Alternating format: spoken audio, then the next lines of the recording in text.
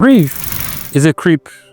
Hear me out. What a creep does is it comes up on you at the very moment you do not expect. And that's what grief does. Because you'll be out having a good time, hanging out with friends. You could literally be listening to music. Or you could just be having a regular day, be on the road. And it suddenly hits you. And at that point in time, you get stuck in your own grief. Almost likely that every other person around you wouldn't be able to relate. That's what grief is. It creeps up on you. Because tell me why I sometimes remember my dad whenever I'm eating ewedu soup because of the way he makes his farm fresh ewedu. Or sometimes I remember my niece Aliyah, who died over 10 years ago when I'm about to enter a bike, simply because of the way she says, Okada, Joko, sorry, bike here. It doesn't make sense. Why do I have to remember that at that particular point in time? Or when suddenly, randomly, my friend Doyu passed away from cancer pops into my head and I just get stuck in it. That's the reality of grief. You think you're over it, you think you've gotten better, you think you've been sad, you've mopped around, and on the most random of days, it